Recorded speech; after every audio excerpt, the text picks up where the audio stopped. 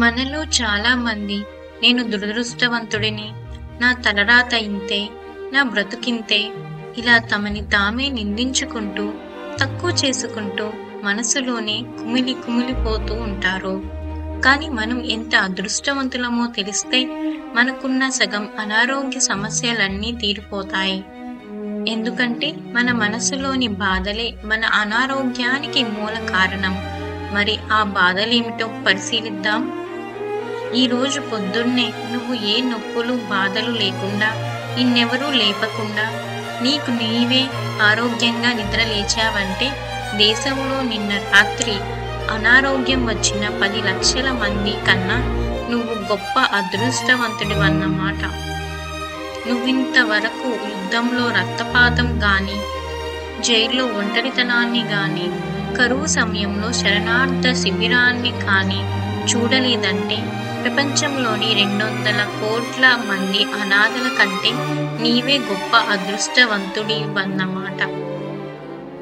నువ్వీ రోజు ఏ భయము లేకుండా, ఏ ఆయుధము లేకుండా, నీ చుట్టూ 10 మంది అనుచరులను లేకుండానే నీవు హాయిగా బయట తిరగగలిగావంటే 300 కోట్ల మంది నివసించే దేశాలలో నువ్వు లేవన్నమాట. ఈ రోజు నువ్వు కడుపు నిండా తిని, ఒంటి నిండా బట్టలు కప్పుకొని, ఓ ఇంటి కప్పు కింద కంటి నిండా నిద్రపోగలిగితే ఈ భూప్రపంచంలోని 50% మంది కన్నా నీవు అతిపెద్ద ధనవంతుడివి అన్నమాట. నీ జేబులో ఈ రోజుకి సరిపడా డబ్బుండి, నీ బ్యాంకు ఖాతాలో భవిష్యత్తు అవసరాలకు సరిపడా నగదు నిల్వ ఉన్నట్లయితే ప్రపంచంలో 8% ఉన్న అత్యంత ధనవంతుల్లో నీవొకడువన్నమాట. నీ తల్లిదండ్రులు బ్రతికి ఉండి వారు నీతోనే కలిసిమెలిసి ప్రేమగా తృప్తిగా జీవిస్తున్నారంటే ఈ ప్రపంచపు 15% మంది అనాథ కుటుంబాలలో నువ్వు ఒకడివి కాదన్నమాట. జీవితంలో అనాథలు అంటే తల్లిదండ్రులు లేనివారు కాదు. ఉన్న తల్లిదండ్రులను సంతృప్తిగా చూసుకోలేనివాడు అసలైన అనాథలు.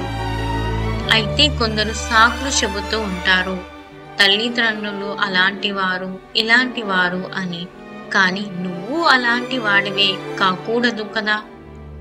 నువ్వు నీ భార్య పిల్లలు, స్నేహితులు, ఇతర కుటుంబ సభ్యులతో కలిసి హాయిగా తలెత్తుకొని గర్వంగా సమాజంలో తిరగగలుగుతూ ఆహ్లాదంగా నవ్వగలిగితే నీ ప్రవర్తన ద్వారా అందరినీ మెప్పిస్తున్నావంటే ఈ ప్రపంచంలో చాలా మంది చెయ్యలేనిది నువ్వు చేస్తున్నావన్నమాట. అదే అసలైన హీరోయిజం. నీవు ఈ మాటలు చదవగలుగుతున్నావు అంటే ప్రపంచంలో 50 కోట్ల నిరక్షరాస్యుల కంటే నువ్వు అదృష్టవంతుడివన్నమాట.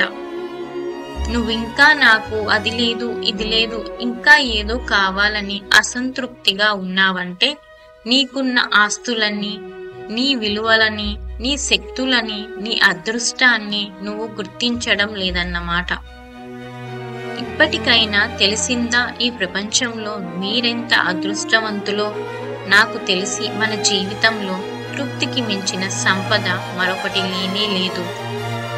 ఇప్పటికైనా మీకు ఏమైనా బాధలు, కష్టాలు ఉంటే వాటిని తగ్గించుకుంటూ ఉన్నంతలో మీరు మీ తోటి వారిని సంతోషంగా ఉంచడానికి ప్రయత్నిస్తారని ఆశిస్తున్నాను. అందరం అర్థం చేసుకుంటే మరింత కాలం సంతోషంగా బ్రతుకుదాం. మనతో పాటు అందరినీ ఆనందంగా బ్రతకనిద్దాం. మన తల్లిదండ్రులు ఇంత మంచి జన్మనిచ్చారు అంటే మన అంత అదృష్టవంతులు ఈ భూమి మీద మరెవ్వరూ ఉండరు.